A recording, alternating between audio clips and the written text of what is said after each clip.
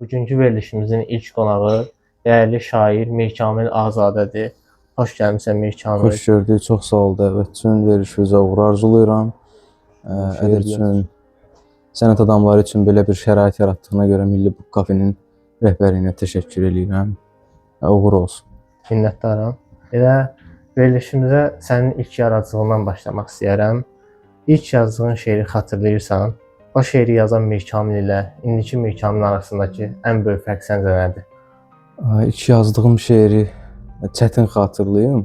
Məktəb vaxtlarına dayanır bu. Amma üzə çıxarmaq istədiyim ilk şeiri xatırlayıram. İlk yazdığım şeirin halını xatırlayıram, belə deyim. İlk dəfə idi elə bir şeylə üz-üzə idim və tanımırdım o halı, o vəziyyəti. Ruhani əhvalından ilk dəfə idi üz-üzə idim və bunun olduğunu başa düşə bilmirdim. Yəni, hətta yadımdadır, yazdım, bir bənd bir şey alındı və tez bunu Google'da axtarışa verdim ki, görürsən bu kimin şeiridir, mənim yadıma düşüb. Çünki o vaxta qədər də oxuyurdum mən. Şeir, roman falan oxuyurduq. Dedim, bəlkə kiminsə şeiridir, yadıma düşür. Google'da çıxmadı, bir-iki dostuma göstərdim, bilmədilər. Açandan açana o qənaətə gəldim ki, bəs yəqin ki, bunu mən yazmışam. Bu cür başladı. O vaxta qədər heç xəyalıma gəlmirdi ki. Çünki mən yazmağı da nəsrlə başlamışam, hekayələr, uydurma şeylər yazırdım özüm üçün. Poeziyaya keçmisiniz. Hal-hazırda da yazıram, nəsrdə yazıram. İndi bir romanımı da çapa vermişik, yaxınlarda çıxmalıdır. İnşallah. O vaxtda elə hekayə, nə bilim, əhvalatlar, qısa məktəb vaxtından söhbət gedir. Universitet vaxtları da hekayələr falan olurdu. Amma şeir dediyim kimi, yəni birdən bir hal kimi gəldi və onun nə olduğunu bilmirdim. Sonradan gördüm ki, o mənim yazıb şeiriymiş. Amma onu tanıdıqca sevməyə başladın ki, bugün məsələn Mirkamil adı deyəndə şair kimi yadda qalır. Bir dad kimidir. Məsələn, mən nəsrin dadını azdan çoxdan, indi o yaşlarda nə qədər bilə bilərsənsə təbii ki, bilirdim. Bunun da dadı xoşuma gəldi. Belə dadmağa başladım. Hələ də imkan olduqca dadıram. Səncə şair sözləri seçir, yoxsa sözləri şairi? Maraqlı sualdır. Məncə bir yerə qədər sözlər şairi seçir. Nəyə görə? Çünki bir yerə qədər şair sözə hakim ola bilmir. Söz şairi hakim olur. Məsələn, biz gənclərə falan lap təzə yazmağa başlayanlara baxanda görürsən ki, söz bunu çəkib arxasıca bir şeir əmələ gətirməyə çalışıb. Şair burada sözün dediyi, nə deyibsə onu eləyib. Sözün hökmünü keçib bu şeirdə. Amma bəzi bir müddətdən sonra, daha doğrusu artıq şairin sözə hökmü keçməyə başlaya bilir. Təbii ki, müəyyən qədər. Yenə də o balans qorunmalıdır. Sən sırf texnika xatirinə, sırf nəyinsə xatirinə necürsə yazanda onsuz da bu süni alınır, təbii alınmır. Qarşılıqlı saziş yaranmalıdır, yəni sözlə şair arasında.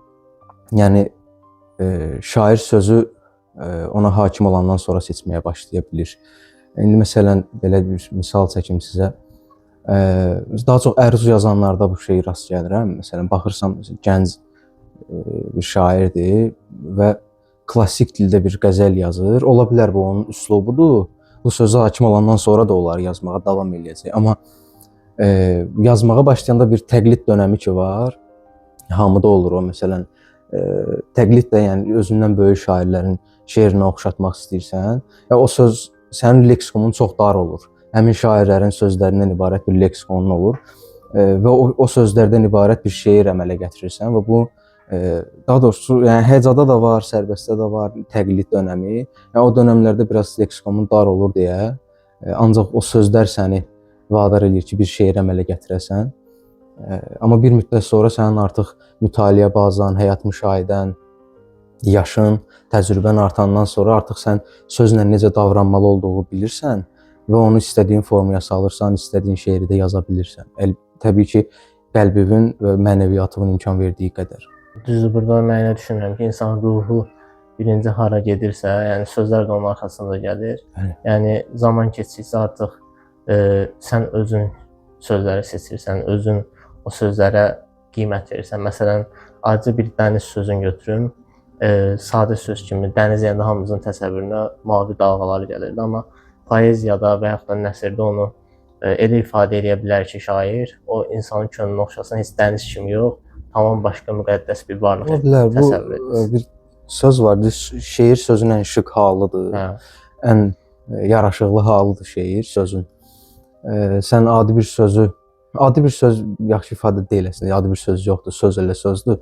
Müəyyən bir sözün səndə yaratdığı fikir, səndə yaratdığı düşüncə digər heç kimdən eyni olmaya bilir və sən onu şeirə döndərirsən, hansısa bir təşbehlə, metafora ilə, bənzətməklə, əlamətin digər bir obyektin üstünə köçürməklə filan və kreativ təfəkkürlə onu elə bəzəyirsən, elə görürsən ki, o digərləri ilə eyni olmur. Və bu insanlar tərəfindən də maraqla qarşılanır. Ayda, sən demə belə də ola bilərmiş. Məsələn, ən şablon bir misal çəkim belələri, səhər vaxtı güllərin üstündə şeyx olur. Adi insan baxır, deyir ki, bu şeyxdir. Şair ruhlu bir adam baxır, deyir ki, bu sərçələrin göz yaşıdır, gecə ağlayıblar filan. Yəni bu biraz təfəkkür dərinliyinə əmələ gəlir ki, sən biraz daha dərin bir qata inə bilirsən. Başqa cür baxırsan. Bəli. Şeir yazanda daha çox ürəyinə yoxsa ağlına qulaq asırsan? Çox sevdiyim bir romansı var. Orhan Pamuk türk romansıdır. Onun bir verişdə demişdi, səhv eləmirəmsə. Deyirdi bizim bir türkçə demişdi, şiirsel, yəni şeirsel yanımız var, bir də mühəndis tərəfimiz var. Məncə başlayanda indi söhbət sırf şeirdən gedir deyə, roman da belədir əslində. Sən birinci şeirsel tərəfə qulaq asırsan və onu ürəyindən gəldiyi kimi yazırsan, biraz ərköyünlü eləyirsən, nə qədər imkan verirsənə. Sonra bitirəndən sonra artıq sənin mühəndis tərəfin işə başlayır, onun əgər əksiyini düzəltməyə, orada daha çox ağlıva qulaq asırsan. Belə deyim, başlayıb səni işə başladan, səni işə sövq eləyən ürəyindir. Yəni bu iş qəlblə əmələ gələn bir işdir. Sən qəlbini nə qədər qoruyursansa, o qədər də yaxşı sənə materiallar verir, belə deyim. Bitirəndən sonra da onun redaktə deyək də, yəni daha yaxşı varianta salmaq üçün daha çox ağlıva qulaq asmalı olursan ki, bu belədir. Çünki bunun texnikası da var. Sən ola bilər sənə təblə elə bir misra, elə bir beyt, elə bir məzmun, mövzu gəlib ki, məsələn, roman içində sən möhtəşəm hesab edirsən, amma bir müddət sonra görürsən ki, yox, elə də, məsələn, mən indi bir dediyim kimi roman vermişəm çapa, 3 il bundan qabaq bir söhbət əsnasında açıldı və bir ağlıma bir ideya gəldi, bir fikir gəldi ki, bəs belə bir roman yaza bilərəm. Seyid Əzim Şirvani ilə bağlı bir roman. İdeya mənim üçün çox möhtəşəm idi ki, yəni belə bir roman, super, əla, getdi yazmağa, belə olmur təbii ki. Amma 3-4 dəfə sınadım yazmağı, o ideya üzərindən, o sujet xətti üzərindən yazmağa çalışdım, alınmadı və saxladım mən də. Zorəntəb deyilən bir şey var, zorəntəb yazmaq istəmədim. Və bir müddət keçdi, gördüm ki, o məzmun, yəni o hekayə, danışmaq istədiyim hekayə, çatdırmaq istədiyim mesaj mənə başqa bir sujet xətti ilə gəldi və bu daha maraqlıdır, bu daha mənim ruhuma yaxındır. Və düşündüm ki, bu sujet üzərində daha yaxşı oynaya bilərəm sözlərlə və araşdırmağa başladım. 1-2 il ərzində də o əmələ gəldi. İndi yaxın günlərdə yəqin ki, oxucularla görüşər. Yəni onu demək istəyirəm ki, qəlbin ötürdüyü ilkin variantda o qədər də yaxşı olmaya bilir. Belə deyək, palçıq qarışıq bir qızıl tapırıq yerdən və onun nə qədər palçığını təmizləyə bilsək, o qədər parıldayır o. Sual vermək istəyərdim ki, məsələn, hər şairin, hər yazarın öz yaradıcılığını formalaşdıran hansısa şairlər, hansısa yazarlar olur da. Səncə Azərbaycan ədəbiyyatında səni formalaşdıran, səni təsirləndirən müəlliflər kimlərdir? Yəni onlardan nə almısan və yaxud da nə almamağa çalışmısan? Nə almamağa çalışmıram. Biraz buna konkret cavab vermək çətindir. Hamımız Tıktıq xanımdan oxumağa başlamışıq, qulaq asmağa başlamışıq, nağıllardan başlamışıq oxumağa. Və bu günə qədər Azərbaycan ədəbiyyatı mənim ixtisasım elə olub ki, mən Azərbaycan ədəbiyyatını bütöv oxumalı olmuşam və sevərək də oxumuşam. Həm nəsr, həm nəzm, yəni lirik, epik, dramatik nə yazılıbsa bizə tədris olunub deyə mən oxumuşam və onlar təbii ki, nələrsə mənə qatıblar. Dünya ədəbiyyatından, bizim ədəbiyyatdan. Sırf bir müəllif demək çox çətindir, bir neçə müəllif demək. Mən düşünürəm ki, puzzle kimi onlar hərəsi biraz məni yığıblar. Necə digərlərini əmələ gətiriblər. Məsələn, Məlik Məmmədin nağlından da məndə nələrsə əsər var, məndə nələrsə təsir var, belə deyim. O da mənim bir puzzle-ımın bir parçasıdır. Don Kişotdan da nəsə bir parça var və bu gün Azərbaycan ədəbiyyatının da müasir nümunələrində də məndə nəsə var. Məndə nəsə var, o deməkdir ki, necə yazmamalıyam, onu da görmüşəm. Necə yazmaq lazımdır. Təbii ki, texniki tərəfdən, bu digər tərəfdən o sən ancaq özünü qoyarıq, öz əsərim deyə bilərsən buna ki, bu mənim daha çox mənə oxşuyur bu. Bu baxımdan yəni konkret bir ad demək çox çətindir. Yəni məsələn Mən də müəlliflər soruşdum, məsələn, konkret ad olaraq yox, ümumiyyətlə ən çox sən düşündüyün kim olub?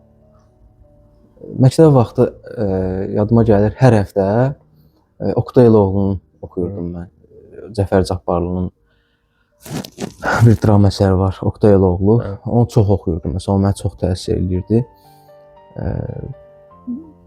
Ondan sonra da oxumağa davam elədim. Təbii ki, Əbdürrəhim bəy Haqverdiyev, Nəriman Nərimanov çoxdur. İsmail Işıqlı mənim çox xoşuma gəlir. Bir tərəfdən, məsələn, arı bal istehsal edir. Yəni balı yaxşı keyfiyyətli alması üçün müəyyən çiçəklərdən onu toplayır, şirələrini. Sonra da bal meydana gəlir. Material nə qədər yaxşı, əlvan olsa, növbənöv olsa, əmələ gələn məhsul qədər yaxşı olur, qədər samballı olur. Dünya ədəbiyyatından, bizim ədəbiyyatdan təsir edən müəlliflər çoxdur. Yəni çox adam saymaq olar, ona görə heç saymasaq yaxşıdır. Düzdür. Sonra məsələn, şeiri yazanda həmişə bəzən şairin prioritet mövzusu olur. Ya da ümumiyyətlə yazanda hər dəfə eyni duyğuya düşdüyün, eyni şeyi hiss elədiyin, sənin şeirlərində səncə ən çox hansı mövzuya toxunmusan? Yəni ən hansı duyğu səni həmişə özünə çəkib? Bu da biraz dəyişkəndir. Müəyyən, indi biz bir insanlıq, insan həyatı yaşayırıq və bir insan kimi müəyyən hallara, əhvallara düşürük və bu mən özü tez-tez halbahal oluram, tez-tez halım dəyişir, ruh halım dəyişir tez-tez, bu nələrəsə görə olur. Sırf mövzu olaraq demirsiniz, sən soruşursan ki, hal məsələsində, mövzu olaraq soruşmursan deyə. Hal elə bir şeydir ki, məsələn, bir şükür halında olursan, bəzən üsyan halında olursan, bəzən özündən bezirsən, bəzən bir yaradılışa baş qaldırmaq istəyirsən, bəzən bir sevgi səni özünə daha çox cəlb eləyir, bəzən qəzəb. Bu müxtəlifdir amma bir şey var, burada incə nöqtə oldu ki, səni özünə cəlb eləyən hər duyğunu sən şeiri çevirmirsən artıq bir yerdən sonra. Ki bu artıq sən ictimailəşdirirsən bu əsəri, bu yazdığın hər nədirsə də, şeirdirsə də, nəsirdirsə də. Artıq sən bunu ictimailəşdirirsənsə, sən o duyğu ilə çox ehtiyatla davranmalısan ki, bu sənə təsir elədiyi kimi kiməsə təsir eləyə bilər. Yəni mənim özüm depressiv heç nə oxumuram. Əvvəllər indi ilkin tanışlıq kimi məsələn oxuduğum müəlliflər var, hansı ki onlar çox depressivdilər. Dünya ədəbiyyatından, daha çox dünya ədəbiyyatından. Məsələn, indi mən o müəlliflərə heç vaxt geri dönmürəm. Çünki depressiv ruh halı mənə lazım deyil, mənim öz depressiyam özümə bəs deyil. Ona görə mən özüm də çalışıram ki, öz depressiyamla, öz qarmaşıq düşüncələrimlə kimsə yormayım. Ola bilər, hansısa bir çıxılmaz vəziyyət var. Buna bir oxucu da bu vəziyyətə düşə bilir, sən də düşə bilirsən. Sən bacar bunu ictimailəşdirirsənsə bir şeir kimi, roman kimi, buradan çıxış yolunu da göstərə bilirsənsə ictimailəşdir və yaxud yoxdursa belə onu elə boz rəngdə bir ötürüb məncə oxucunun qəlbini sıxmağa, ürəyini sıxmağa dəyməz. Düzdür. Yəni əslində o depressiv yazanda belə mən düşünürəm ki, həyatın içində al-qara rəng olduğu kimi onu rəngi tərəfində göstərməyi bacarmalısan ki, Bəli. yəni kədərə belə xoş əhval-ruhiyyə ilə baxmalısan. Çox sevdiyim bir söz var. Bilmirəm bunu harda eşitmişəm, harda oxumuşam. Deyir həyat rəngarəngdir, amma o rəngarəngin içində bir qara rəng də var. Onu da göstərmək lazımdır. Bu məsələ o deyil ki, hər şey əladır, hər şey superdir, hər şey yaxşı olacaq. Bunları demək, ancaq bunları demək də insanın ürəyin bir yerdən sonra vurar. Çünki bu biraz reallıqdan həmişə hər şey əla deyil. Bəzən bəzi şeylər yaxşı olmaya bilir, çətin ola bilir. Kimlərsə bu çətinliyi də əla adlandıra bilir, daha optimist adamlar. Ona görə biraz ehtiyatla davranmaq lazımdır bu mövzularla. Səncə şeir sənin üçün etirafdır, yoxsa nəyəsə qarşı müqavimət? Şeir daha çox bir sığınacaq kimi gəlir mənə bəzən. Orada özün olursan, sən olursan, sözlər olur, başqa heç nə olmur. Sən və Tanrı olursunuz və salam, başqa heç kim olmur, heç kim də müdaxilə eləyə bilmir ora. Yəni mənim belə deyim, ən səmimi olduğum yer şeirdir. Digər yerlərdə bəzən səmimi olmaya bilirsən. Bunu mən onsuz da bir sərt tərəfdarı bir adamam. Amma bəzən həyatda olur ki, çox səmimi davranmaq kimlərsə tərəfindən başqa cür qarşılana bilir. Ona görə bəzən o səmimiyyəti dozasını biraz az eləyirsən. Amma şeir elədir ki, orada mən səmimi olmaya bilmirəm. Və insan hara can atır səmimi olduğu yerə, özü ola bildiyi yerə. Ona görə bəzən bir qala kimi təsəvvür eləyirəm şeir yazmağı, şeiri ümumiyyətlə. Roman, yəni söhbət yazıdan gedir, sırf şeirdən getmir, yazı sənətindən gedir. Yəni yazanda mən istəyirəm ki, bu dünyada 1 kvadrat metr yerim var, o da bu kompüterin qabağında. Yəni buradayam, mənim yerim buradır. Elə hiss eləyirəm. O düzdür. Məsələn, belə bir şey də var da, deyirlər, roman yazanda və yaxud da hər hansı nəsr əsəri yazanda burada şair istər-istəməz bir başqa hala bürünür, bəzən özünün olduğu kimi göstərmir. Çünki yaratdığı obyektə, yaratdığı həmin obraza bürünür, biraz fərqli yanaşır. Amma şeirdə yazır ki, sadəcə sənin öz duyğularındır, ani duyğularla onu yazıb ifadə edirsən. Ona görə də ən səmimi olmaq elə şeirlərdədir. Səmimi olmaq da o demək deyil. Mən onu demək nəzərdə tutmuram ki, nə yaşayır onu yazır, çox səmimidir. Yəni o demək deyil səmimi. Sən düşündüyün kimi başqa bir rəng qatmadan öz rəngini ortaya çıxardırsan, budur səmimiyyət. Səmimiyyət o demək deyil ki, sən nə yaşayırsansa onu yazmalısan. Hər yaşadığın şey ədəbiyyat deyil. Ədəbiyyatlaşa bilmir. Səncə oxucu şeiri səndən fərqli anlayanda sən ona görə narahat olursan, yoxsa əksinə sevinirsən? Fikirləşirəm ki, bu oxucunun müəyyənləşdirə biləcəyi bir şeydir. Çünki mənim düşündüyüm şeyi düşünməyə də bilər. Çünki mən bunu yazdım, bitirdim, təhvil verdim, bitdi. Mən keçirəm növbəti qapını açmağa. Amma kimsə bunu oxuyanda nə fikirləşir, oradan nə götürə bilir, bəyənmir və yaxud da bəyənir. Bu artıq oxucunun işidir. Bu çox da mənə açıqca maraqlandırmır o qədər. Amma yəni bu işi ən yaxşı görən Füzuli olub da. Batinindən deyir, bir qism insan zövq alır, zahirindən bir qism insan zövq alır. Yəni ola bilər kimsə şeirin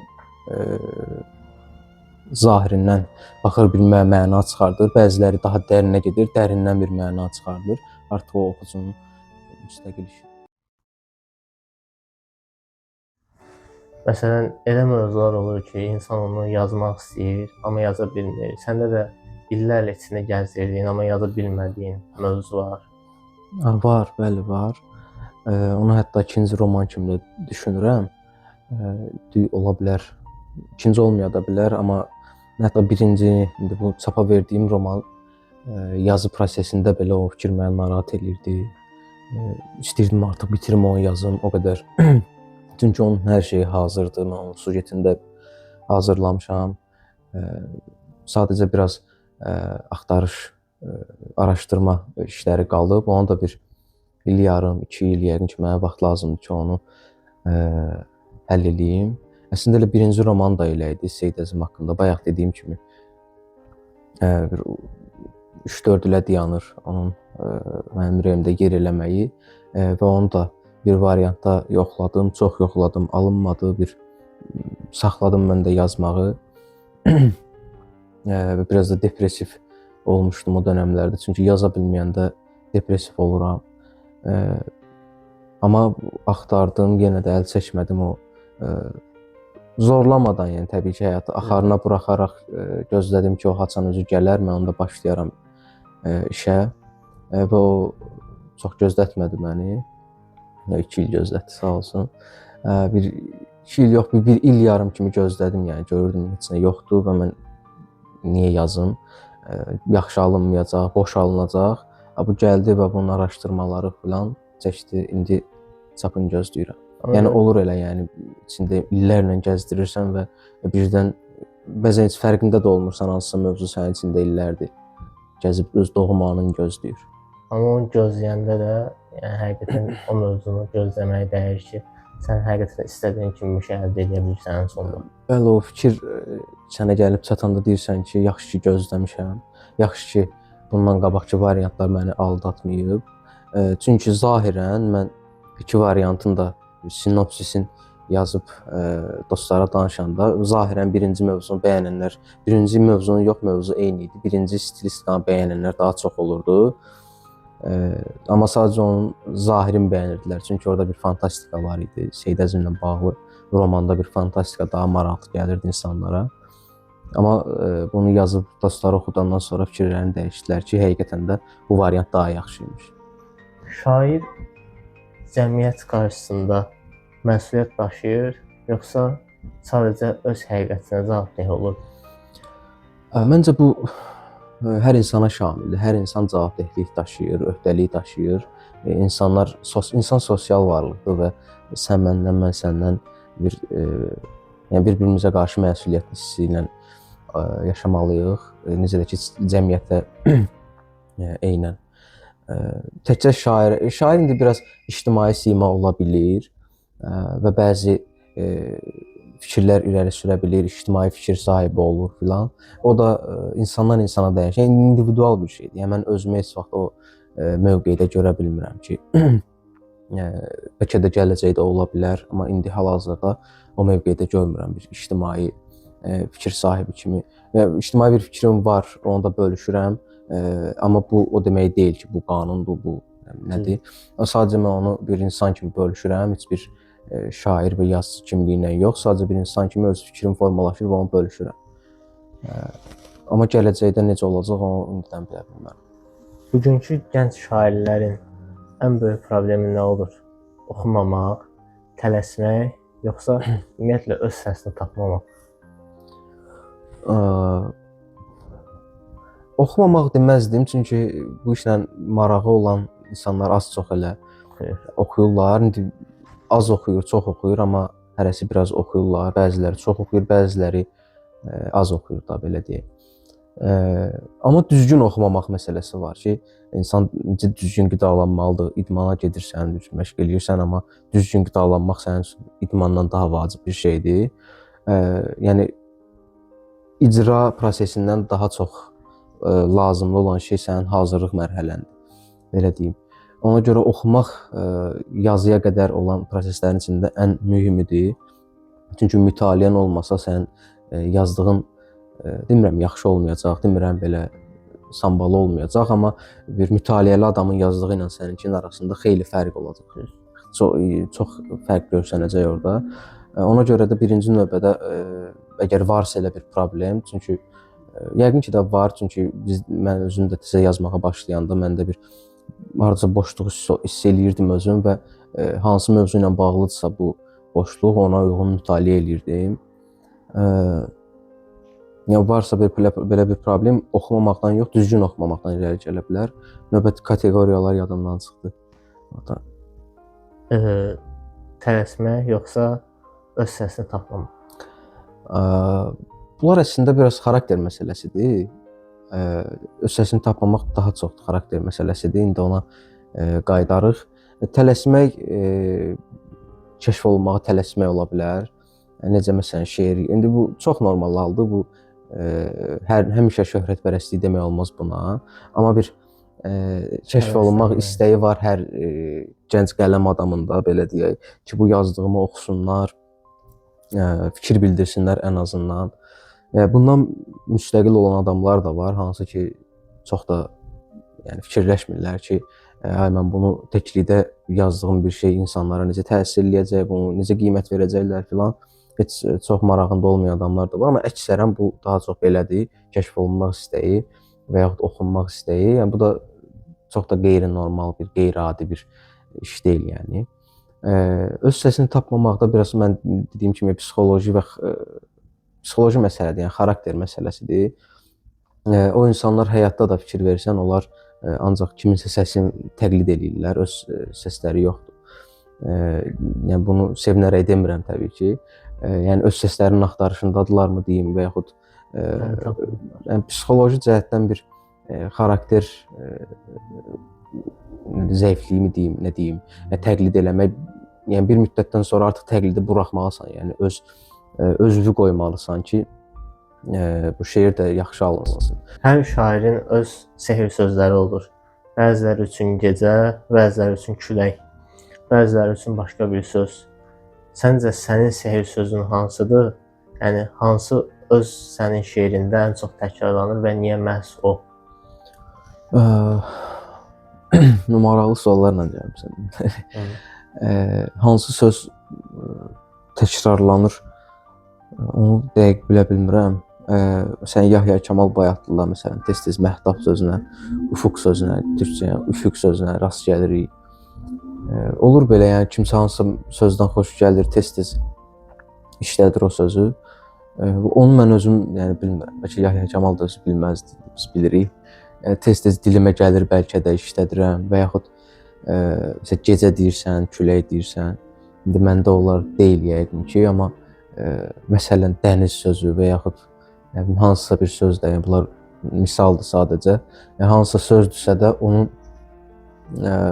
məndə yaratdığı ab-hava, məsələn ola bilər ki, bir söz məndə bir söz məndə bir 2 ay, 3 ay bir ab-hava ilə sabit qala bilsin. Ya elə bir atmosfer yaratsın məndə ki, o 1-2 ay mənim üstümdə qalsın və mən o atmosferdən xoşallanım və o atmosfer mənim xoşuma gəlsin. Tez-tez öz şeirimi oxuyanda o atmosferə düşüm deyə işlətmiş ola bilərəm və yaxud eyni intonasiya ilə məsələn 1-2 şeir yazmış ola bilərəm. Daha çox məndə yəqin ki, o intonasiyadır. Hansısa bir söz deyil, sözün intonasiyasıdır və yaxud həmin sözün yaratdığı atmosferdir. Mən o atmosferdən doymuram bəlkə də hansısa atmosferdən.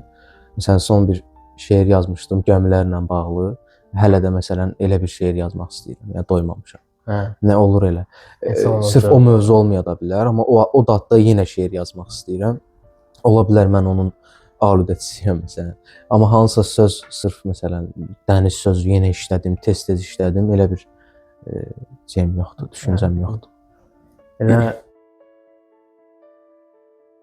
verilişimizin sonuna yaxınlaşırıq. İstəyərdim ki, ikimizin dilində şeir kitabından öz sevdiyin, içindən gələn şeiri oxuyasan. Ağır olar qəlbinə, yığma belə qəm-kədər, özgəsi tək sevgilim, bəxtəvər ol, bəxtəvər. Ömrümə gəl bir qədəm, gəzsin uzaq qüssə qəm. Ay gülər üz, qara göz, yüngül ayaq, xoş nəzər. Zülfünü bir yol dağıt yellər əsən çiyninə. Zülfünü bir yol dağıt yellər öpən çiyninə. Tapsın ətir nərgizim, ta qoxusuz lalələr. Nitqim açılmır daha, yox mənə bir aşina. Gəl məni dindir özün, gəl sözüm ol müxtəsər. Hamı gəlib cəm olur, bir sən ola bilmir. Dolmayacaq boşluğun gəlməsin ay bir nəfər. Bir qapı tıqqıltısı, min diləyi, arzunu, kor yuxudan bir gecə yarım oyatmaz məgər. Ver bir ümid vəslinə, ta bir ömür gözlüyüm.